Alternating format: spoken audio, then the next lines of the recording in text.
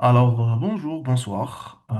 صباح الخير مساء الخير dépendant de الوقت اللي راح نسمعوا فيه هذا l'enregistrement. Donc bienvenue à la première session de chimie thérapeutique enregistrée dans le cadre de Study with ACEPA, plus précisément par rapport au cours des neuroleptiques, le chapitre des médicaments du système nerveux central.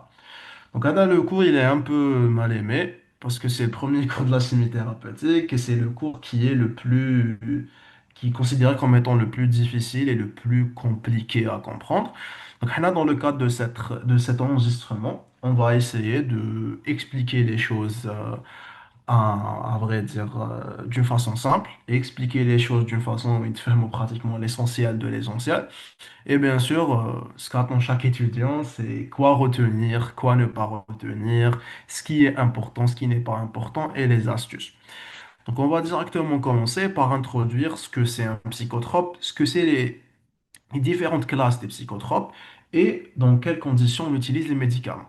Donc, le chapitre des médicaments du système nerveux central, on va traiter plusieurs classes médicamenteuses, les neuroleptiques, les anxiolytiques, les antidépresseurs et ainsi de suite. Il faut savoir que les familles, les classes thérapeutiques obéissent à une classification officielle qui est connue comme la classification de Delay et Deniker. Donc, la classification de Delay et Deniker définit plutôt catégorise chaque médicament selon une classe bien précise, à le mécanisme d'action تاعهم général. Pas le mécanisme spécifique, je dis bien le mécanisme général. C'est-à-dire à quel point ils vont altérer positivement ou bien négativement, ou bien juste maintenir la vigilance ou bien l'état normal d'un être humain. Donc un psychotrope, c'est quoi? C'est toute substance qui modifie l'activité mentale. C'est la définition de base de ce que c'est un psychotrope. Donc, cependant, les modes d'action diffèrent parce que ça dépend le type. Comme on a dit, qu'il y a les psychotropes qui augmente l'humeur, qui diminue l'humeur, qui stabilise l'humeur. Après, on va parler, c'est quoi les différences bien sûr. Donc, ces psychotropes-là convergent cependant au niveau du système nerveux central et sur les neuromédiateurs qui modifient chimiquement le psychisme. Vous allez voir ça, tous les cours de chapitre, que par exemple, les benzodiazépines, ils ont une activité qui est anxiolytique, mais ils peuvent être utilisés pour autre chose. Les neuroleptiques, demain. Les antidépresseurs, demain.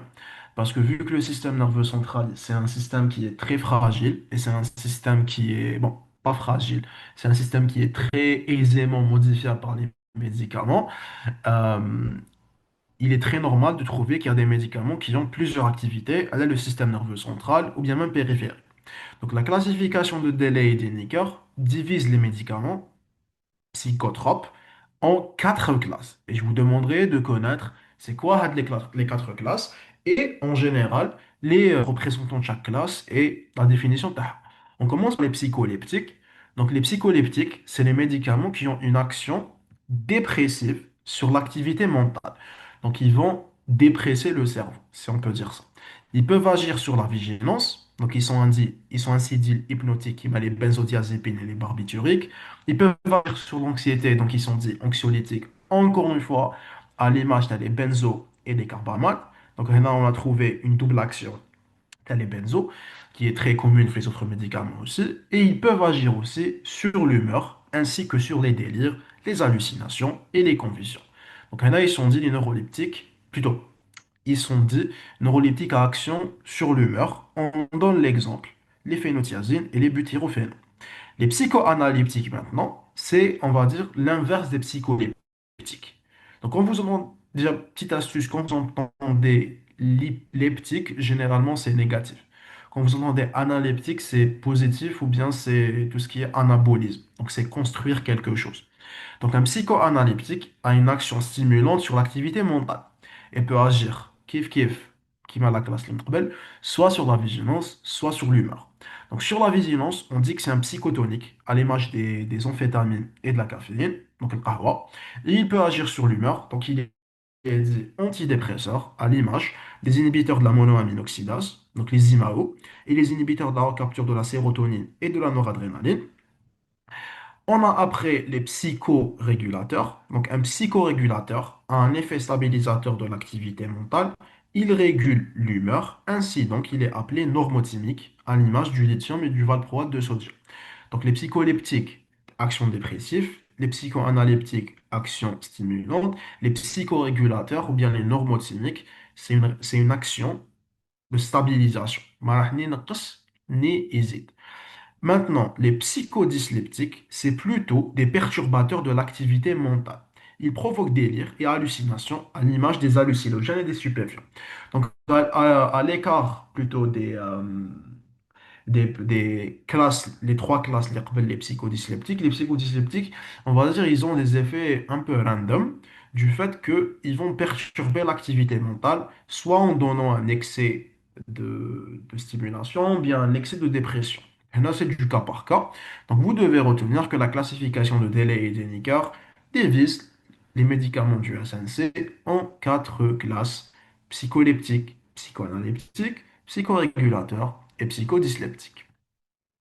Maintenant, ce que c'est une psychose, vu qu'on a dit psychotrope, ça, c'est les médicaments qui traitent les psychoses. Maintenant, on va définir ce que c'est une psychose. Donc, la psychose est définie comme étant une altération globale de la personnalité, bouleversant les rapports du sujet avec la réalité. Donc, la personne met tout distinguer entre ce qui est réel et ce qui n'est pas réel. Ces symptômes sont souvent classés en deux catégories, à savoir les symptômes positifs et négatifs. Donc, qu'est-ce que ça veut dire symptômes positifs et négatifs? Les symptômes positifs sont dits aussi les symptômes productifs. Ils sont absents chez une personne dite normale, c'est-à-dire une personne normale qui n'a pas de problème psychotique. ما عندهاش هاد les symptômes positifs. Par exemple, l'hallucination, les illusions, idées délirantes, l'agitation, l'excitation, même l'agressivité, on ne trouve pas ça chez une personne normale. Alors que les symptômes négatifs, c'est l'inverse. Donc, pour résumer, les symptômes positifs, ما نلقاهمش chez une personne normale, mais une personne psychotique qui souffre de la psychose. Et les symptômes déficitaires ou négatifs, on les trouve chez une personne normale, mais pas chez une personne psychotique. Donc ça, c'est la différence entre eux. Donc l'examen, si on vous dit quels sont les symptômes productifs, quels sont les symptômes négatifs, automatiquement, vous allez penser une personne normale, elle n'hallucine pas. Elle n'a pas d'illusion. Elle n'est pas agressive. Elle n'a pas des sauts d'humeur. Cependant, une personne normale peut avoir un appauvrissement du langage, peut être apathique, peut avoir des difficultés intellectuelles, تقدر تكون retraité socialement, si on peut dire ça, تقدر تكون passif et ainsi de suite. Donc, retenez ça, que la psychose, c'est une altération globale de la personnalité qui bouleverse le rapport avec la réalité. Les symptômes positifs sont absents, c'est le normal, et présents chez le psychotique, et les négatifs, c'est l'inverse. Maintenant, on va parler des neuroleptiques en soi. Un neuroleptique est dit un produit psychotrope parce qu'il agit sur le système nerveux central, utilisé dans le traitement des psychoses caractérisées par l'agitation et l'excitation. Donc les neuroleptiques sont des médicaments du SNC qui traitent le système nerveux central ou bien qui traitent les troubles du système nerveux central et on les utilise dans le traitement des psychoses qui sont caractérisées par l'agitation et l'excitation parce qu'ils ont une action plus soutenue au centre sympathique. Il est à noter maintenant que les neuroleptiques sont catégorisés comme des tranquillisants majeurs, à l'instar des anxiolytiques qui sont catégorisés comme des tranquillisants mineurs. Cependant, maintenant, bon, pas cependant, maintenant, les neuroleptiques ont aussi une action sédative, antiproductive, voire antipsychotique, et antidéficitaire qui est désinhibitrice. À cela s'associent bien d'autres effets, comme des effets antisérotonergiques, antihistaminiques, anticholinergiques et adrénoleptiques. Donc, les effets des neuroleptiques, retenez que c'est des tranquillisants majeurs. Donc, ils tranquillisent la personne. Ce n'est pas une neutralisation de l'anxiété, c'est une neutralisation totale une neutralisation totale on va dire, de l'agitation et de l'excitation. C'est l'effet majoritaire. En contrepartie, ils ont aussi un effet sédatif, antiproductif, antidéficitaire. Un de moi, c'est les effets تاعهم. Les effets accessoires maintenant, qui viennent les propriétés تاعهم et le mécanisme d'action تاعهم, c'est les effets antisérotonergiques, action sur les récepteurs 5-HT3, les effets antihistamiques sur les récepteurs H1, les effets anticholinergiques sur les récepteurs M1 et M2 muscaréniques et l'effet adrénolytique. Donc, si on vous dit, l'examen, par exemple, quels sont les effets secondaires, bien les effets apparentés aux neuroleptiques, ce qui est écrit en gras, c'est juste. Mais ce qui est l'effet majoritaire, c'est l'effet tranquillisant majeur, c'est l'effet sédatif, antiproductif ou bien antipsychotique, antidéficitaire ou bien désinhibiteur. Le mécanisme d'action maintenant, il est essentiellement par antagonisme des récepteurs dopaminergiques présynaptiques. Cependant, antagoniser les récepteurs de la dopamine, il faut savoir que qu'il y a quatre récepteurs et que les neuroleptiques ont des réactions différentes avec chaque récepteur. Le blocage de D1 est sans effet sur l'amélioration des symptômes. Donc, bloquer les récepteurs D1 de la dopamine ne fait rien, en fait. Le blocage des récepteurs D2 est associé à une action antipsychotique avérée. Donc, on va dire que le blocage D2 voit vraiment l'action thérapeutique. L'action sur les récepteurs D3, qui a un antagonisme mixte avec les D2, pourrait expliquer l'activité des nouvelles molécules neuroleptiques, à l'instar de l'amisulpride. L'action sur les récepteurs D4 semble être la cible élective de la clozapine. Donc, que D1 est sans effet, D2, c'est l'action thérapeutique antipsychotique. D3, c'est un antagonisme mixte avec la D2 et, ça explique les neuroleptiques de nouvelle génération, qui m'a l'amisulpride. Et l'action sur D4, ça semble être la cible élective de la clozapine seulement. Ça, c'est le mécanisme d'action. Maintenant, en termes de classification, on a quatre types de classification. On a la classification selon la structure chimique comme les butyrophénols et les benzamides substitués. On a selon le mode d'action neurochimique, on a selon l'effet pharmacologique. C'est ainsi que les neuroleptiques peuvent être distingués en trois types. On a les neuroleptiques sédatifs, antipsychotiques, antidéficitaires, qui est l'action majoritaire d'Ahan. On a les neuroleptiques monopolaires ou bipolaires, et on a les neuroleptiques calmants ou stimulants. Et à la fin, on a la classification chronologique et l'originalité du mode d'action. Là, c'est tout simplement le comparatif entre les neuroleptiques classiques contre les neuroleptiques atypiques. Donc, la classification, retenez qu'il y a quatre classifications. Structure chimique, action neurochimique, effet pharmacologique, chronologie et originalité d'action. Maintenant, on va parler de la différence entre les neuroleptiques classiques et atypiques. Les neuroleptiques atypiques ou bien de deuxième génération sont appelés ainsi pour diverses raisons. Donc retenez que la diane classique et atypique, ça vient par rapport à la classification de la chronologie. Donc les atypiques ou bien nouvelle génération, on les appelle ainsi pour les raisons suivantes. Donc leur structure match kamel au neuroleptique classique, l'exemple de la misulpride et de l'évomépromazine, désolé.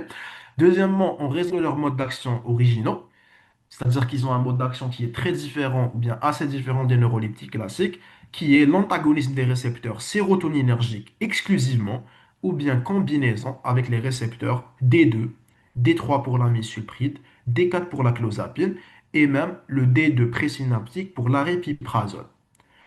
Troisièmement, en raison de l'atténuation des symptômes extrapyramidaux, l'hypertonie et tremblements au repos qu'ils génèrent. Donc, ils ont un effet d'atténuation qui est différent des neuroleptiques classiques. Quatrièmement, en raison de leur action soutenue sur les symptômes déficitaires, là où les neuroleptiques classiques sont peu actifs.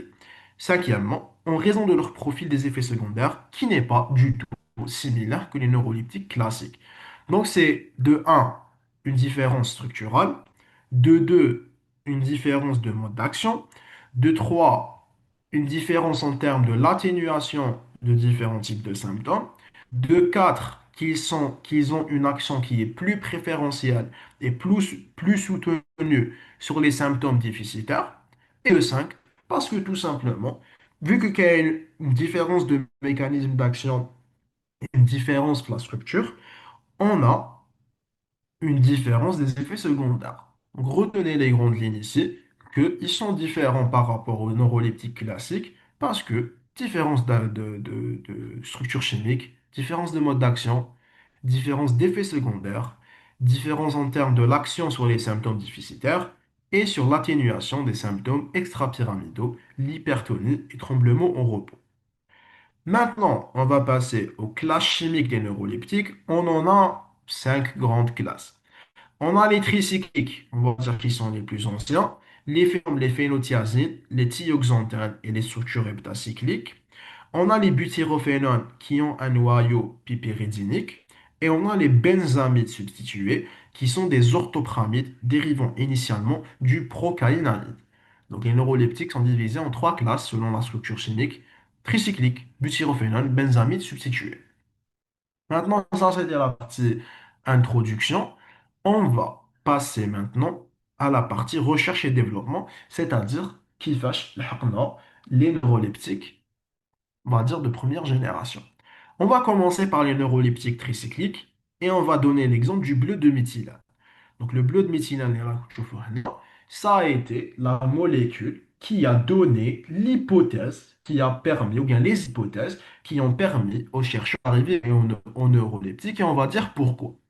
Donc le bleu de méthylène, c'est un colorant. Et je pense même que vous avez affaire avec le bleu de méthylène pendant l'un de vos TP. Je pense de parasitologie et même, je pense, chimie analytique à confirmer. Donc le bleu de méthylène a été historiquement reconnu comme le point de départ pour la classe des neuroleptiques tricycliques ou bien les neuroleptiques tout court. Donc il est passé d'un simple colorant à agent thérapeutique parce qu'il y avait des actions qui nous disaient qu'en fait, on pouvait développer le bleu de méthylène ou bien développer sa structure parce que d'un côté, il avait une affinité pour le tissu nerveux. Donc, vu qu'il avait une affinité pour le tissu nerveux, c'est-à-dire que quand on va l'administrer, le médicament avait un tropisme ou la et alors directement ou là, préférentiellement au système nerveux central ou bien au tissu nerveux, ce qui a donné l'hypothèse de l'administrer aux malades souffrant de douleurs neurologiques ou bien arthritiques. La deuxième observation, c'est à l'égard du bleu, plutôt, la deuxième observation à l'égard du bleu de médecine concernait le parasite du genre Plasmodium, qui est responsable de la malaria, qui fixait le colorant. Donc, il y avait espoir d'utiliser le bleu de médecine comme traitement anti-malaria. Plusieurs molécules ont été synthétisées à partir du bleu de médecine avec comme objectif trouver un médicament contre le plasmodium et ses différentes formes. Cependant, les molécules, on va dire pas très cependant, mais le point à noter, c'est que les molécules avaient tous un noyau parathiazine ou bien dit aussi phénothiazine. Les tests ont malheureusement montré l'absence de l'activité antiparasitaire, mais la similitude structurelle de la phénothiazine avec la phenbenzamine qui est ici, ça c'est le noyau, on va zoomer un peu, ça c'est le noyau parathiazine, ça c'est la phenbenzamine. Donc, la similitude structurale avec la phenbenzamine, déjà connue pour ses propriétés histaminiques, nous a donné la phénéthiazine. Donc, comme point de départ, on avait commencé du bleu de méthylène, on avait fait une hypothèse utilisée comme médicament anti-plasmodium, anti-malaria. Donc, on a synthétisé plusieurs molécules avec une certaine similitude structurale avec le bleu de méthylène. La similitude était le noyau parathiazine, dit aussi phénothiazine. Cependant, on n'a pas pu trouver un médicament antiparasitaire, mais on a pu trouver une similitude structurelle vers la phénothiazine avec la phenbenzamine, qui était un antihistaminique à l'époque. Donc, les propriétés antihistaminiques de la promethazine ont été mises à profit dans la prévention du choc opératoire lié à l'anesthésie. Donc là, on a directement détourné l'objectif d'un point de vue antiparasitaire à un point de vue antihistaminique. Maintenant, on a décidé on va dire, synthétiser de nouvelles molécules à partir de ce noyau, à partir de cette similitude structurale, et on a synthétisé de nouvelles phénothiazines substituées par des chaînes alkylamines sur l'atome azote du cycle parathiazine. Donc, cet azote qui est là, on a décidé de synthétiser des chaînes alkylamines dans le but de trouver de nouveaux molécules. C'est ainsi qu'on est arrivé au tout premier neuroleptique officiellement parlant, qui est la chlorpromazine, et son mécanisme d'action a été identifié comme antagonisme des récepteurs dopaminergiques D2. Et à partir de la chlorpromazine, qui est la molécule, on va dire, tête de file, ou les chefs de file de cette classe, ont pu synthétiser plusieurs phénotiazines. On va parler maintenant de la structure de la chlorpromazine, qu'elle a trouvé ici. Donc, de la chlorpromazine, des études faites sur le bleu de méthylène à travers une similarité structurelle. Et il dit, on a commencé par un traitement, l'objectif d'un traitement antiparasitaire, avant de switcher vers un traitement antihistaminique, avant de switcher carrément à un traitement antidopaminergique. Concernant les modifications qui ont été apportées maintenant à la chlorpromazine, pour arriver à ces dérivés, on a majoritairement fait une substitution du radical R et du X qui est trouvé au niveau du du cycle benzénique à droite. Donc là, on va donner l'exemple maintenant. Ça, c'est le noyau parathiazide. Ça, c'est la chaîne latérale qui vient de côté. Donc, la chaîne latérale qui vient de côté, on a commencé à greffer et changer les substituants différents et à aussi changer les substituts du cycle benzénique qui étaient à droite. Donc, comme vous voyez, la chlorpromazine, le substituant R était un hydrogène et le substituant X était un chlore. Alors que la siamémazine, on voit que c'est un CH3 et un CN. La lévomémoprazine, c'est un CH3 et c'est un OCH3. Là, vous allez voir la structure qui a été dérivée de ça. Donc, on a commencé à modifier encore une fois le radical R et le substituant X pour avoir de nouvelles molécules. Et c'est ainsi qu'on a décidé maintenant d'inclure le reste NN-diméthylamine dans un cycle pipéridinique qui nous a permis de préparer la méthopimazine, la périciazine et la pipotiazine. Donc, on a commencé le méthylène, chlorpromazine, dérivé de la chlorpromazine, avant d'arriver au dérivé de la méthopimazine, parce qu'on a décidé d'inclure le reste N,N-diméthyl dans un cycle pipéridinique. Donc, si vous avez la chlorpromazine, c'est dérivé, il n'y avait pas de cycle, il y avait juste une chaîne latérale et une amine terminale avec les substituants R différents. Les dérivés de la méthopimazine, on a décidé d'introduire un cycle pipérésinique pour avoir une meilleure activité neuroleptique. Donc, chlorpromazine et ses dérivés, méthopimazine et ses dérivés. Donc, chlorpromazine, c'est une chaîne aliphatique, pas de cycle terminal. Méthopimazine, on a le cycle pipéridinique qui est en bas. Par la suite, maintenant, les changements structuraux sont devenus plus étendus. Donc, on a commencé à encore développer encore plus les neuroleptiques. Donc, ils concernent dans un second temps le noyau phénotiazénique, ce qui a conduit à plusieurs tests et essais. Le premier test le premier essai, c'était le remplacement de l'azote phénotiazénique, donc l'azote qui était présent ici, comme vous voyez ici, par un carbone d'hybridation sp2, autrement dit un carbone éthylénique. Ce remplacement a abouti à la série des thioxanthènes neuroleptiques à l'image du zuclopentixol et le flupentixol. Donc, on avait commencé par les neuroleptiques classiques, chlorpromazine et dérivés, méthopimazine et dérivés. Après, on a décidé de changer plus que la chaîne latérale, de carrément changer les constituants du noyau central phénotiazénique.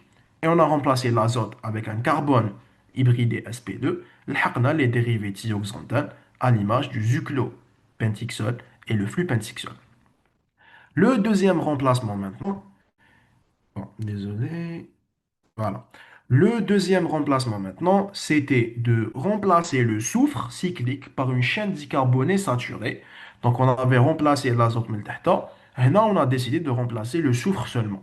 Ce remplacement a abouti à la série des antidépresseurs tricycliques à l'image de l'imipramine et l'amitriptyline. Donc l'imipramine, c'est plutôt un psychoanalytique. Il s'agit d'un antidépresseur et l'amitriptyline est un antidépresseur aussi. Donc, s'il vous plaît, je tiens à préciser un petit détail à l'audience. Là, quand on est en train de dire changements structuraux qui suivent la méthopimazine, il faut savoir que c'est des changements structuraux ماشي séquencés. C'est-à-dire, ماشي premier changement d'erreur ou même dès le deuxième changement. le premier changement, c'est à part. Deuxième changement, c'est à part. Troisième, c'est à part. Quatrième, à part. Et cinquième, à part. C'est-à-dire, même si on n'est pas en train de les faire بالتسلسل. هنا, c'est chaque changement qui نديروه هاوليك واش نلحقوا. On a commencé par le bleu de méthylène, لحقنا la chlorpromazine et la méthopimazine. Maintenant, on a décidé de prendre la structure phénothiazinique et on fait des changements. Quand on, quand on fait une substitution de l'azote phénothiazénique par un carbone hybridé sp2, on a les thioxanthines neuroleptiques. Quand on substitue le soufre maintenant par une chaîne dicarbonée, on a les antidépresseurs tricycliques. Donc faites attention, on n'est pas en train de faire les deux. Donc pour avoir les antidépresseurs tricycliques, on n'a pas changé les neuroleptiques et changé l'atome du soufre, mais le fera. On a fait juste le soufre.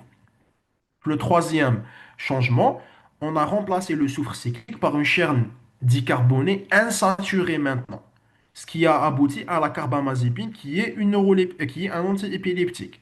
Le quatrième changement, on a remplacé l'azote cyclique ici, par une liaison azométhine et le soufre cyclique par son isostère NH. Donc là, on a changé les deux, ce qui nous a amené à avoir la clozapine, qui est un neuroleptique atypique, démuni d'effets extrapyramidaux. Donc les changements qui ont été faits après la chlorpromazine et après la méthopimazine, c'est des changements individuels. Chaque fois quand on change quelque chose, on a une nouvelle famille. Ce n'est pas des changements en séquence. Le cinquième et dernier changement, c'est le remplacement de l'azote cyclique par une liaison azométhine aussi. بصح le soufre cyclique est remplacé par l'oxygène, ce qui nous a conduit à obtenir la loxapine, qui présente également une chaîne latérale méthylpipérazinée. Donc la loxapine n'est pas cependant un neuroleptique, mais plutôt un antidépresseur, et ce, malgré son analogie structurale avec la clozapine neuroleptique. Donc retenez que ça a commencé avec le bleu de méthylène que vous voyez ici, suivi par plusieurs hypothèses et structures chimiques synthétisées. الحقنا à une similitude structurelle avec la phenbenzamine. الحقنا ensuite à la prométhazine, puis à la chlorpromazine, qui est le premier vrai neuroleptique. Puis on a, on va dire, changé un peu la chlorpromazine pour avoir la méthopimazine et ses dérivés. Puis on a décidé d'avoir plusieurs types de changements structurels. Et de ce fait, pour chaque changement, on a eu quelque chose. Remplacer l'azote phénothiazénique par un carbone hybridé sp2, ça nous donne les thioxanthènes seulement. Remplacer le soufre cyclique par une chaîne dicarbonée saturée, ça nous donne les antidépresseurs tricycliques. Remplacer le soufre cyclique dicarboné insaturé maintenant, ça nous donne la carbamazépine. C'est l'azote cyclique par une liaison azométhine et le soufre cyclique par son isostère NH à la clozapine. Et cinquièmement, remplacer l'azote cyclique par une liaison azométhine et le soufre cyclique par l'oxygène, ça nous donne la loxapine. Donc pour chaque changement, il y a quelque chose qui se passe, il y a une nouvelle famille qui se passe, ou bien il y a carrément une nouvelle structure qui est aboutie. Et à partir maintenant de la clozapine, il y a peu, en se basant sur le principe de l'isostérie. Donc le NH cyclique est remplacé par l'oxygène. Et d'un point de vue structural, la olanzapine est la conséquence de la substitution de l'un des noyaux benzéniques de la clozapine par un autre noyau aromatique, il s'agit du thiophène. Donc quand vous comparez clozapine et olanzapine, on a seulement changé le noyau benzénique à gauche par un noyau thiophène. Il est constaté aussi qu'on a changé le substituant électroattracteur qui est le chlore par un substituant électrodonneur qui est le méthyle et on a juste en fait décrit où je gagne le tahta. Maintenant, on va passer au neuroleptique de la classe des butyrophénones. Donc, historiquement parlant, les neuroleptiques de la classe des butyrophénones, la pétidine constitue le point de départ et par modification des substituants de l'azote, de la pipéridine par des chaînes arylalkyles de longueur variable, on est arrivé au produit R1187, dont les propriétés sédatives voisines celles de la chlorpromazine. Donc en fait, on avait fait les neuroleptiques, on va dire classiques, mais il faut pas. tout ce qui est chlorpromazine et apparenté. Maintenant, on est en train de parler, bon, c'est les tricycliques. Maintenant, on est en train de parler des neuroleptiques de la classe des butyrophénols. Et encore une fois, la classe a un point de départ. Le point de départ, ce n'était pas le bleu de méthylène. Le point de départ, en contrepartie, c'était la pétidine. La pétidine, maintenant, grâce à la pétidine, on a pu synthétiser le produit R1187 qui a des propriétés sédatives avoisinant la chlorpromazine, qui est considéré aussi comme un point de départ de la famille des butyrophénols. Donc, quand on va remplacer la fonction ester du R1187 par une fonction alcool, on va avoir l'allopéridol. Donc, retenez en fait ces cours-là comme si c'est un cours d'histoire. Donc, c'est une suite logique pour arriver au produit final. On commence par la pyridine pour avoir le R1187. Puis, le R1187, on va remplacer la fonction S par une fonction alcool. La fonction ester, la fonction non. On va la remplacer par une fonction alcool, non. On va zoomer un peu, non, pour avoir l'allopéridol. Et si vous comparez maintenant la pétidine et le R1187, en fait, c'est pratiquement comme dans la pipéridine et on lui a greffé cette chaîne qui est présente ici.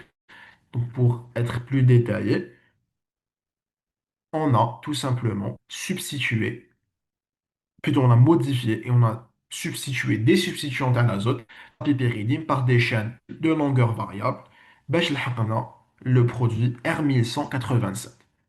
Donc le substituant, le CH3 qui était ici, on l'a remplacé par tout ça pour arriver au R1187. Le R1187 maintenant, on lui a substitué alcool ici par une fonction, plutôt la fonction ester ici, par une fonction alcool, باش لحقنا l'allopéridol, qui est un neuroleptique antipsychotique plus puissant que la chlorpromazine. À partir de l'allopéridol, on a décidé de substituer le benzène par le noyau benzimidazolone pour avoir la dopéridol. Donc, quand on substitue le benzène par le noyau benzimidazolone, donc هذا le benzène qui était هنايا من فوق, on l'a substitué par le noyau benzimidazolone, لحقنا à la dropéridol, qui est un neuroleptique antipsychotique. Et pour arriver à la pimoside, on a un second fluorobenzène qui nous a donné cette structure-là. Donc, pétidine, R1187, allopéridol, dropéridol, puis la pimoside, qui est un antipsychotique à durée d'action prolongée. L'introduction d'un second noyau benzimidazolone nous a donné maintenant la dompéridone, qui est un antiémétique non neuroleptique. Alors, on va faire une petite synthèse sur, encore une fois, qui va le point pour les classes des neuroleptiques des butyrophénols. Donc, on a commencé par la pyridine. Suite à une substitution du CH3 de l'azote cyclique par toute cette chaîne arylalkylamine, l'haqna au R1187. Le R1187, la substitution de sa fonction ester par une fonction alcool, nous a donné l'allopéridol, qui est un neuroleptique antipsychotique plus puissant que la chlorpromazine. L'allopéridol, quand on substitue le noyau benzénique qui est ici par un noyau benzimidazolone, nous a donné la dropéridol, qui est un neuroleptique antiémétique et antipsychotique. L'introduction d'un second fluorobenzène, donc il y avait le fluorobenzène ici, on va introduire un autre fluorobenzène قدامه, nous donne la pimoside, donc qui est un neuroleptique à durée d'action prolongée. L'introduction maintenant d'un second noyau benzimidazolone, il me donne la dompéridone, qui est un antiémétique non neuroleptique. On va terminer par rapport à la partie des butyrophénones en parlant que l'introduction du motif benzisoxazole en para de l'azote piperidinique nous donne la risperidone qui est ici. Et suite à une transformation moléculaire, on a abouti à l'aripiprazole. Donc pourquoi on résume ça en étant juste une transformation moléculaire? Parce que si on va rentrer dans les détails des réactions qui ont été faites, on ne va pas sortir.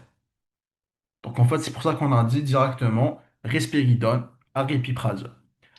Maintenant, on va passer aux dérivés de la structure des benzamides substitués. Et le point de départ, c'est bien sûr la procaïnamide. Donc, avant, on avait fait les neuroleptiques des butyréphénols. Comme on avait dit, ça commence par la pyridine. Ça switch après, par simple substitution, par le R1187. Suivi d'une autre substitution, ça nous donne l'allopéridol. Suivi d'une autre substitution, ça nous donne le dropéridol. Introduire un noyau fluorobenzène nous donne la pimoside. Puis introduire un second noyau benzimidazolone, ça nous donne la dompéridone. Avant d'arriver à la fin des représentants en moins pour ce cours-là, introduire un motif benzizoxazole en parade de l'azote pipéridinique nous donne la risperidone. Et suivi d'une série de transformations moléculaires, on aboutit à l'aripiprazole, qui sera notre dernier représentant pour cette classe-là, au moins pour ce cours-là. Maintenant, on va passer aux dérivés de la structure benzamide substituée qui ont comme tête de fil ou bien qui ont comme molécule de départ la procaïnamide. Donc, la procaïnamide, qui est un anesthésique local et antiarythmique, c'est le point de départ des neuroleptiques benzamides substitués. Donc, les modifications structurales sur la procaïnamide ont conduit au métoclopramide et se résume en une chloration en position méta de l'amide, en plus d'une méthoxylation en position ortho du même amide. Donc, si on vous pose la question, qui fait au méthoclopramide à partir de la procaïnamide, on a tout simplement chloré en position méta, donc zna le chlore en position méta, et on a méthoxylé en position ortho du même amide. Donc, Heilig la procaïnamide, Heilig la méthoclopramide, c'est pratiquement la même structure. Balk la méthoclopramide, elle a un chlore en méta plutôt, et un groupe méthoxy en ortho. Sinon, il n'y a pas de grande différence bilatérale. Par la suite, plusieurs dérivés ont été synthétisés à partir de la méthoclopramide par l'introduction de la fonction sulfone SO2 ou sulfonamide SO2NH2 en méta, et on précise bien en méta, pas en para, pas en ortho, de la fonction amide. Ces dérivés ont des propriétés antipsychotiques par l'action sur les récepteurs dopaminergiques D2. Donc ça, c'est les dérivés qui ont été créés à partir de la méthoclopramide, qui a été créée à partir de la procaïnamide par simple chloration et méthoxylation en position méta et ortho respectivement. Les dérivés qui ont été créés sont des dérivés euh, sont des dérivés à position, plutôt à action, activité anti-D2. Donc on a les benzamides substitués à fonction sulfone, c'est le SO2, et on a les benzamides substitués à fonction sulfamide, les SO2, NH2. Donc on a le sultopride, thiapride, amisulpride et juste le sulpride pour la dernière classe. Maintenant, on va passer au phénotiazine. Après avoir parlé des neuroleptiques tricyclique, neuroleptique, classe des butyrophénols, neuroleptique, benzamide substitués. On va maintenant parler des neuroleptiques, ou bien plutôt des phénotiazines. Donc les phénotiazines, c'est quoi? Ils tirent leur nom de la structure tricyclique qui forme de la fusion de deux cycles benzéniques et d'un noyau parathiazine, autrement dit le 1,4-thiazine, qui est une phénothiazine, donc c'est une dibenzopyrathiazine. Donc si vous entendez parathiazine, si vous entendez phénothiazine et si vous entendez dibenzopyrathiazine, c'est la même chose. Et le noyau central, c'est le 1,4-thiazine. Il existe maintenant deux types de numérotation pour le noyau phénothiazine. Il y a la numérotation de Bernstein, qui est l'ancienne numérotation, où l'indice le plus faible est donné au carbone voisin du soufre, et la numérotation du Liopac, où l'indice le plus faible est attribué au carbone voisin de l'atome d'azote. Maintenant, en 2025, 2026, on utilise la numérotation du Liopac parce que c'est la numérotation actuelle et la numérotation la plus considérée mondialement. En ce qui concerne la nomenclature maintenant, la DCI, ou bien la dénomination commune internationale des phénothiazines, comporte le suffixe azine. À titre d'exemple, sont cités la chlorpromazine, la lévomépromazine, la limémazine et la thioridazine.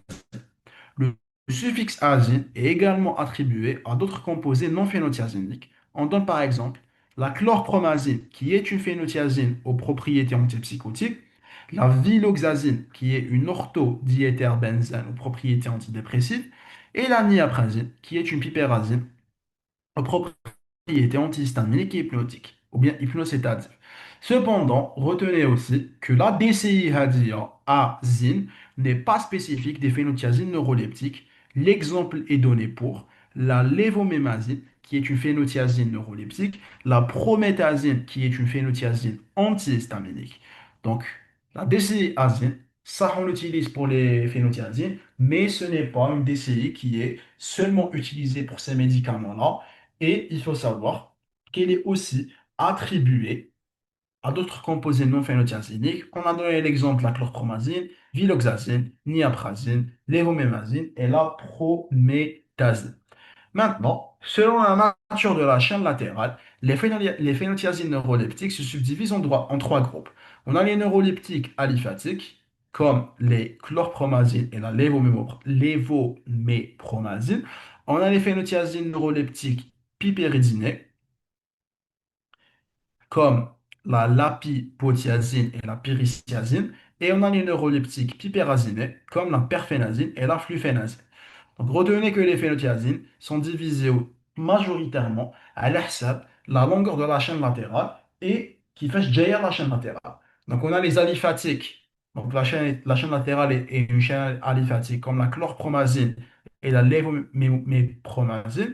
On a une chaîne latérale pipéridinée, comme la pipotiazine et la périciazine. Et on a une chaîne latérale pipérazinée, comme la perfénazine et la fluphénazine. Par rapport à la classification, c'est ça. La synthèse chimique, elle est faite en trois étapes.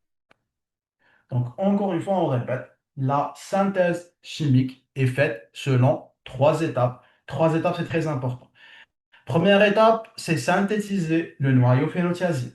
Deuxième étape, c'est synthétiser la chaîne latérale. Troisième étape, c'est fusionner la chaîne latérale avec le noyau phénotiazine. Voilà.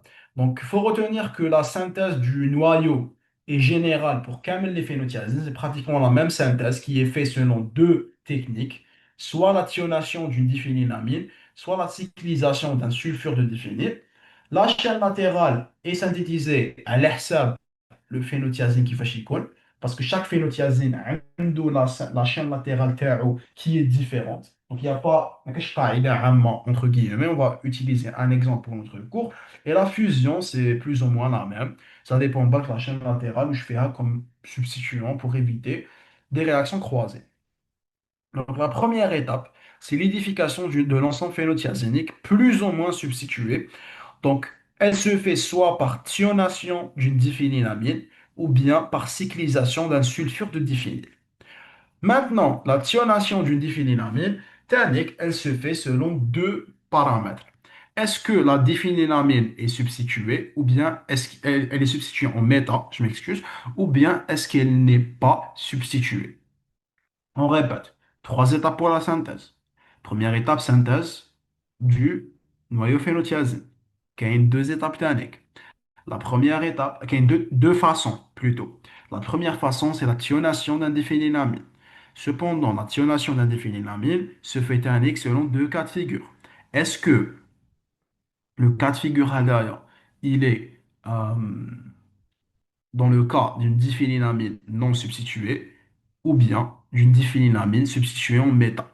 Donc, quand elle n'est pas substituée, on va juste faire interagir le soufre en chauffant le milieu réactionnel alternant pour avoir une phénotiazine non substituée. Donc, c'est aussi simple que ça. Quand c'est substitué en méta, la cyclisation maintenant est un peu, on va dire, compliquée. On va d'abord expliquer la cyclisation dans le cadre d'une diphénylamine non substituée. Il est nécessaire de chauffer à une température élevée et pendant longtemps. Il existe d'autres alternatives, par exemple, catalyser le procédé par l'iode ou un acide de Lewis, comme l'AlCl3 ou le FeCl3. Aussi, le soufre peut être remplacé par le chlorure de thionyl, donc le SOCl2, qui est communément utilisé pour le procédé de sondose. Toutes ces modifications opératoires tendent à réduire le temps et la température de chauffage. Donc on peut tout simplement utiliser seulement le soufre et le chauffage, mais on peut utiliser d'autres composés pour diminuer la température nécessaire et diminuer le temps de la réaction. Maintenant, quand on a une cyclisation d'une diphénylamine substituée en méthane, la thionation donne un mélange de deux isomères de position. C'est-à-dire, on a une diphénylamine substituée en méthane.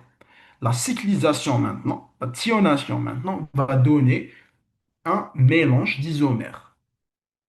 Un isomère majoritaire, qui est généralement le plus accepté, et un isomère minoritaire. Donc, le premier porte le substituant en 2, donc il porte le substituant, le carbone numéro 2. C'est l'isomère majoritaire, donc c'est celui qui est le plus présent, et un deuxième qui porte le substituant en position 4, c'est l'isomère minoritaire. Juste pour dire que voilà, quand c'est substitué, on aura un mélange d'isomères, ce n'est pas trop méchant, mais c'est à prendre en considération. Il est possible de récupérer l'isomère majoritairement par cristallisation fractionnée. Maintenant, la deuxième méthode pour avoir le noyau phénotiazide, c'est la cyclisation d'un sulfure de diphényl. Je répète, la cyclisation d'un sulfure de diphényl. Pour ce faire, il est nécessaire de procéder à l'élimination de l'acide nitreux, qui est le NO2, d'un sulfure de diphényl au nitré et au prime acylaminé, ou d'un sulfure de diphényl au nitré et au prime acylaminé, et ceci par chauffage vers 50 à 80 degrés en présence d'une base. Donc base plus chauffage va éliminer l'acide nitreux pour aboutir à la cyclisation par cette étape-là. Le mécanisme de la condensation passe fréquemment par ce qu'on appelle un réarrangement moléculaire appelé la transposition de Smiles. On va parler maintenant de la transposition de Smiles qui veut qui fait ça. Donc pour commencer, on va utiliser la base pour arracher le proton à l'azote. Donc on a l'azote qui est présent ici, on a le NO2, donc l'acide nitreux qui est ici, et on a la fonction amine qui est ici. Vraiment, on va dire l'azote protoné qui est ici. On va d'abord arracher l'hydrogène qui est ici avec la base d'Adène. Ce dernier devient en excédent électronique suite au rabattement du doublet de la liaison NH, ce qui permet à l'azote d'effectuer une attaque nucléophile sur le carbone du phényl voisin directement lié au soufre. Donc quand l'azote va partir, plutôt quand le proton H+ va partir, grâce à l'action de la base, l'azote Tana, il est en excédent électronique. Excédent électronique, c'est-à-dire qu'il a de l'énergie en plus. Vu qu'il a une énergie en plus, il doit libérer cette énergie ou bien il doit l'utiliser quelque part. Donc, il va l'utiliser en créant ou bien en se liant avec le carbone qui est voisin au soufre et on aura ce qu'on appelle le nitronate spiranique. Dans le respect maintenant de la tétravalence du carbone, il y a une délocalisation électrique du carbone sp2 vers l'azote du nitro selon le système conjugué pi sigma orbite vacante et on aura un nitronate spiranique ou bien encore azinate spiranique. Donc, quand vous comparez les deux structures qui est ici, là, c'est un phénol, ou bien un benzène plutôt. Là, c'est un benzène.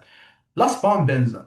Parce que le câble, il peut avoir au grand maximum quatre liaisons, et je dis bien quatre liaisons au sein de sa structure. Il ne peut pas avoir plus de quatre liaisons, ce qui fait quand l'azote qui est ici se lie avec lui, il va céder la double liaison qui est l'irahida et habatha l'acide nitro l'irahida.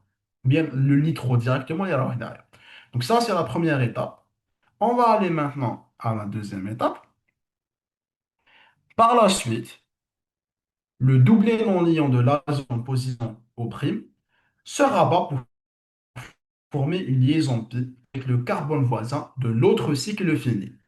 Donc, hada عنده un doublé non-liant, il va se lier avec l'autre carbone du cycle fini. Afin encore une fois de respecter la tétravalence de le carbone, il aura une rupture simultanée de la liaison covalente carbone-soufre. Donc, on était ici, on est arrivé ici. Donc, le carbone a rompu sa liaison avec le soufre pour, encore une fois, respecter le principe des quatre liaisons. Donc, le soufre établit une nouvelle liaison sigma avec le carbone itlénique de la fonction nitronate. Donc, le soufre va établir une liaison avec le carbone اللي راهو هنا من تحت, conduisant ainsi le double épi à se rabattre sur l'azote sous forme de DNL. Les liaisons formées créent une tension importante. Donc, on avait commencé tout simplement par une attaque de base qui a induit au départ t'as le proton ici et la création d'une liaison carbone-azote et une double liaison carbone-azote ici. Puis le DNL libre, le double non-liant libre de l'azote, a fait, selon une cascade réactionnelle, la rupture simultanée de la liaison carbone-soufre et l'établissement d'une nouvelle liaison carbone-soufre. Donc là, on a ce qu'on appelle une torsion importante qui est en train de se passer au niveau de ce cycle. Le fait qu'on a une double liaison carbone-azote et on a une liaison soufre-carbone faite de cette façon-là, on dirait, on va dire, deux lignes qui s'entrecroisent et deux lignes qui se font de la pression, il y aura le départ de l'acide nitreux. Donc l'acide nitreux va partir suite au rabattement du DNL de l'oxygène, l'aromatisation d'un phényl et la neutralisation du déficit électronique de l'azote en position O', ce qui va induire le départ total de l'acide nitreux. Donc il y avait toute une cascade réactionnelle qui s'est passée après l'action de la base, après avoir eu le départ du proton. Donc, comme on avait dit, double liaison carbone-azote, liaison soufre-carbone. Maintenant, suite à tout ça, l'azote va partir, plutôt l'acide nitreux va partir, suite à une conséquence ou bien une série de conséquences, le rabattement du DNL de l'oxygène, l'aromatisation tel le phényl qui est ici, et la neutralisation du déficit électronique de l'azote concerné. Cependant, il y a toujours le l'effet plutôt de torsion. En raison de la torsion Hadi, on va avoir ce qu'on appelle le réarrangement de Smiles. Ainsi, donc, le noyau phénotiazine est obtenu.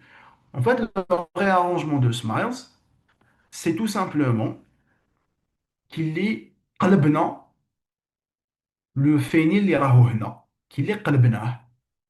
Parce que là, vous voyez que le Xe2 راهو من الفوق, le produit final, le Xe2 راهو من التحت. Donc, il est حكمنا le phényl هذاك, قلبناه, c'est tout. قلبناه, et comme vous voyez, qui قلبوا, les liaisons هذوما automatiquement يتسقموا. Le soufre carbone اللي كان من التحت يولي soufre carbone من الفوق, et l'azote هذا carbone اللي كان رايح لفوق يولي جاي من التحت pour avoir la structure cyclique. En fait, la transposition de Smiles, c'est tout simplement تحكم la molécule, تقلب une partie منها على راسها pour avoir le noyau phénotiazénique, et c'est ce qui nous donne le noyau phénotiazénique. Ça, c'était la première étape qui est fait selon deux façons, soit Hadia, soit l'Irbela. La deuxième étape est la synthèse de la chaîne qui sera greffée ultérieurement sur le noyau phénotiazénique. Donc, la chaîne latérale est propre et préparée plutôt sous forme d'aminoalcool de différents types. Deux cas peuvent se présenter, soit c'est une chaîne latérale, soit elle ne l'est pas. Donc, pour résumer, la préparation de la chaîne latérale dépend spécifiquement de quel type de neuroleptique ou de phénotiazine on est en train de synthétiser.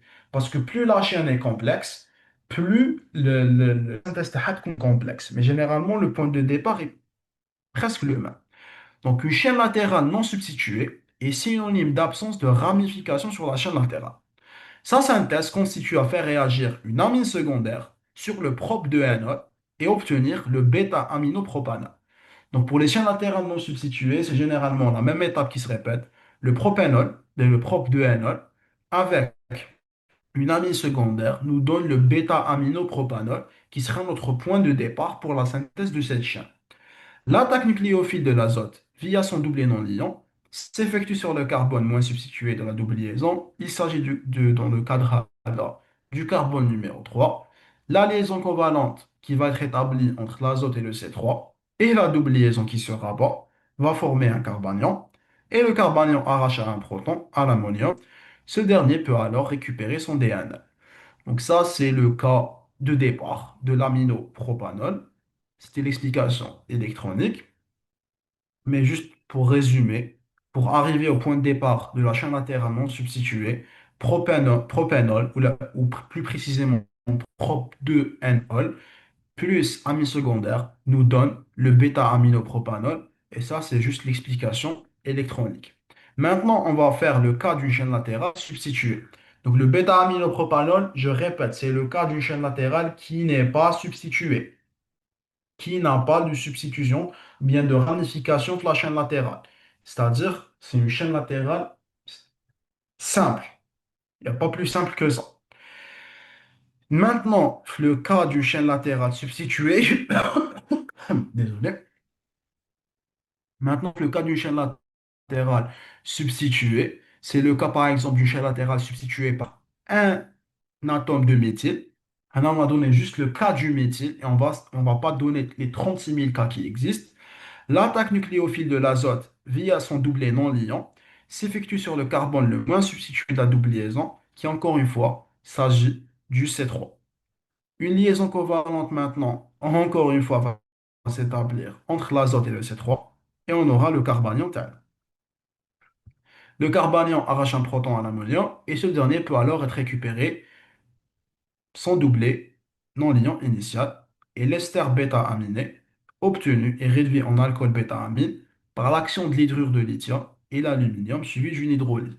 Donc encore une fois, c'est l'action d'une amine tertiaire avec, dans le quaternaire, un 2-méthylprop 2-NOH de méthyle pour arriver à un bêta-amino méthylpropanol. Là, c'est le cas spécifique d'une chaîne latérale substituée par un méthyle. Et vous voyez la différence qui existe. Le foura, c'était juste propanol et une amine secondaire. Là, c'est toujours, je m'excuse, amine secondaire, pas tertiaire. Amine secondaire avec le 2-méthylpropanoate de méthyle. Donc, c'est tout un autre composé juste pour ajouter le CH3 la chaîne latérale. Donc, c'est toute une histoire. Donc, là, c'est un cas d'exemple qui diffère de phénotiazine à phénotiazine et la chaîne latérale qui fait juste qu'on substituer. La troisième étape maintenant, c'est le greffage de la chaîne latérale sur l'azote numéro 10 de la phénotiazine. Pour ce faire, il est nécessaire d'obtenir en premier lieu une amine chlorée, puis il est procédé, ou bien on procède à la condensation de cette amine chlorée avec la phénotiazine par ébullition dans un solvant et en présence d'amidure de sodium. Donc l'amine chlorée est préparée par le passage d'un aminoalcool à une amine, plutôt, le passage d'une aminoalcool à une amine chlorée est assuré par le chlorure de thionyle, donc le SOCl2, en suivant le principe de substitution nucléophile. De ce fait, le chlore de thionyle se substitue à l'hydroxyde de l'aminoalcool qui va nous donner l'amine chlorée. Ça, c'est la première étape de l'amine chlorée. Avec l'amine chlorée. L'amine chlorée, là, non. C'est en fait la chaîne latérale qu'on va chlorer. Donc, l'amine chlorée, c'est la chaîne latérale qui va être chlorée. Donc, c'est le passage d'un aminoalcool à l'amine chlorée en ayant le chlorure de thionyle comme support. Donc, à la condensation de l'amine chlorée avec le noyau phénotiazine, là, c'est plus direct. C'est une condensation entre l'amine chlorée, liée à la chaîne latérale d'amine chlorée, et le noyau phénotiazine. Donc, la condensation de l'amine chlorée et la phénotiazine nécessite, en plus d'un solvant apolaire aprotique, qui est benzène, toluène, xylène et apparenté, l'utilisation de l'amidure de sodium, NaNH2. Ce dernier étant basique, ou bien très basique, va arracher un proton à l'azote de la phénotiazine et le substituer par le sodium. Cette réaction a pour but d'augmenter la nucléophilie de l'azote afin d'amorcer l'attaque nucléophile de la chloramine. On va tout simplement substituer le proton par un sodium pour que la chlorine va attaquer la liaison azote-sodium. Après, le chlore va partir se lier, va partir et va prendre avec lui le sodium, et on aura le greffage par simple substitution nucléophile. Donc, c'est la dernière étape. Préparer la chloramine et condenser la chloramine avec le noyau phénotiazide. Maintenant, en termes de réactivité chimique, ça va être très clair et très direct. La structure phénotiazine comporte un noyau parathiazine qui est extrêmement oxydable. Donc, l'oxydation peut porter, selon les conditions, sur le soufre, sur l'azote ou bien sur les noyaux phényles en C3 et en C7 précisément. Donc, c'est un noyau qui peut être très aisément oxydé. Quatre positions, soufre, azote ou bien noyau phényl. Précisément noyau phényl, C3 et C7. Les dibenzoparathiazines sont très photosensibles et doivent être conservées à l'abri de la lumière. Elles peuvent s'oxyder facilement par photochimie lors de leur manipulation ou de leur stockage. Donc, ils sont très oxydables et très photosensibles. L'oxydation au milieu aqueux, acide, porte sur l'azote et les cycles benzéniques. Elle conduit à des produits différents que ceux engendrés par photochimie. Il s'agit des dérivés type thionol. La terminologie thionol veut dire thio car il y a le soufre, on pour le cétone et ol pour le OH. Donc retenez qu'il est très oxydable, qu'il est sensible à la photochimie, plutôt sensible à la lumière, donc il est photosensible, donc il va nous donner des produits oxydé par lumière, et qu'en milieu aqueux acide, il nous donne des dérivés thionol parce qu'il va oxyder l'azote ou bien l'azote de la chaîne latérale, donc couper la chaîne latérale et les cycles benzéniques.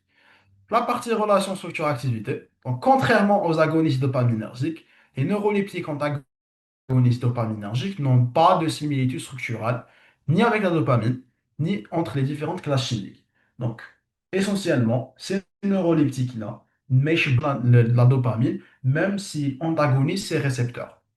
Il est signalé que ce motif structural commun est absent dans quelques rares antagonistes dopaminergiques, mais il est aussi présent dans certains agonistes dopaminergiques antidépresseurs. La relation structure-activité est maintenant discutée comme suit. On va discuter de la chaîne latérale, le noyau phénotiazide, et ainsi de suite. Mais retenez qu'en termes de structure, qu'il y a presque toujours un cycle phényl, un enchaînement diatomique, un segment dicarboné, et enfin l'azote substitué en fin de cycle. La chaîne latérale, on va parler de la nature de la ramification R'. Et là, c'est vraiment case by case, mais généralement, c'est de l'ahfada pure, parce que c'est des cas qui se répètent, c'est pas des situations, on va dire, techniques. Vous retenez exactement ce qui est mis, parce que ça a été déjà prouvé expérimentalement. Donc, la nature de la ramification R', ça a été noté qu'une bonne activité neuroleptique est associée à un hydrogène. Donc, R' hydrogène, bonne activité neuroleptique. La présence d'un radical non encombrant de petite taille, qui met le méthyle, est associée à une accentuation de l'effet antihistaminique, mais l'activité neuroleptique est variable parce qu'elle est influencée par d'autres substituants. La présence d'un radical encombrant qui met le phényl, donc de grande taille, diminue fortement l'activité neuroleptique. Il est de même lors du blocage de la chaîne latérale dans un cycle aliphatique. Donc R' égale hydrogène, c'est la plus tolérée, on va dire c'est la bonne activité neuroleptique. Chaîne latérale, plutôt radicalement encombrant de petite taille, accentuation de l'effet antihistaminique, mais l'activité neuroleptique varie. Radical encombrant, activité neuroleptique diminuée, ou bien même presque abolie. Dans la longueur de la chaîne, si on a une chaîne latérale à 3 atomes de carbone, on aura l'activité neuroleptique. Si on a une chaîne latérale à 2 atomes de carbone, on aura une activité antihistaminique. Donc 3 atomes de carbone, c'est le strict minimum pour avoir une activité neuroleptique. 3 وطلع, c'est l'activité neuroleptique. 2 seulement, c'est l'activité antihistaminique. Donc faites la différence. 3 atomes de carbone, وطلع, nécessaire pour l'activité neuroleptique. Deux seulement inductifs de l'antihistaminique. Les substituants de la zone terminale maintenant, plus la taille des substituants augmente, moins l'activité neuroleptique est importante. Donc plus ça encombre, moins c'est important. L'engagement de l'azote dans une structure cyclique pipérazinique augmente l'activité neuroleptique, notablement. Celle-ci diminue progressivement en passant aux dérivés pipéridinés jusqu'aux dérivés aliphatiques. Donc les dérivés aliphatiques sont les moins neuroleptiques. Les pipéridinés sont plus neuroleptiques que les aliphatique, mais les pipérazinés sont plus neuroleptiques que les deux. Voilà. Pour le noyau phénotiazénique, la présence d'un substituant X dans le carbone 2 flutanil concorde avec une activité neuroleptique, mais une autre position la diminue, voire même l'abolit. Donc, le point, on va dire commun ici, c'est que le X qui connaît C2, c'est l'activité neuroleptique. Quand on lui change de place, ça diminue l'activité ou bien même ça la détruit. Le substituant X maintenant, si il est un élément attracteur, mais tous les éléments de cette nature électronique n'affectent pas l'activité neuroleptique de la même manière. C'est-à-dire que le X, il est électroattracteur, il va avoir une certaine électronégativité qui est un peu élevée, et يجبد ليه les électrons, ou bien le courant électronique. Cependant, ما كاش قاعدة عامة, c'est-à-dire chaque électroattracteur l'effet تاعو كيفاش يدير. Par exemple, certains diminuent l'activité neuroleptique qui m'a les restes hydroxyles, et d'autres l'augmentent, comme les restes chloro, acétyl, trifluorométhyl et diméthylsulfonamide. Donc ça dépend du type du substituant électroattracteur. L'augmentation maintenant de l'activité antipsychotique est d'intensité variable selon le substituant. Donc, il est possible de les classer par ordre décroissant, donc du plus fort au moins fort, de l'effet antipsychotique, où le reste diméthylsulfonamide offre la meilleure activité, suivi du trifluorométhyle, suivi de l'acétyl, et enfin le reste de chloro, qui correspond à la plus faible augmentation de l'effet antipsychotique. Donc, on a le top 4. Si on veut avoir une activité antipsychotique qui est très élevée, on commence par le diméthylsulfonamide. Si on veut diminuer, on passe par le trifluorométhyle, l'acétyl et le chlore. Et avec ce point-là, on termine cet enregistrement court des neuroleptiques qui nous a fait à peu près une minute, peut-être 1 minute et 5 minutes, plutôt 1 heure et 5 à 4 minutes, peut-être moins. Donc, on vous souhaite encore une fois un très bon visionnage. On vous remercie d'avoir resté jusqu'à la fin. Et bon, vous allez le voir, vous allez rester jusqu'à la fin dans les cas demain. Et on remercie l'équipe qui a travaillé pour avoir ces supports prêts et pour avoir le montage fait. Donc, merci beaucoup à tout le monde qui a contribué à cette première session. Et Inch'Allah, on va se revoir dans d'autres sessions dans le futur, que ce soit dans ce module ou bien dans d'autres modules. Merci beaucoup à tout le monde. Bon courage pour vos examens. Peut-être bon courage pour votre résidana, pour les personnes qui le voient pour le résidana. Merci beaucoup. Bonne journée, bonne soirée. صحاب صحايدكم. Donc, ما شفتوا هذا l'enregistrement. Donc, et merci beaucoup. Et نتلاقاو في ساعة الخير.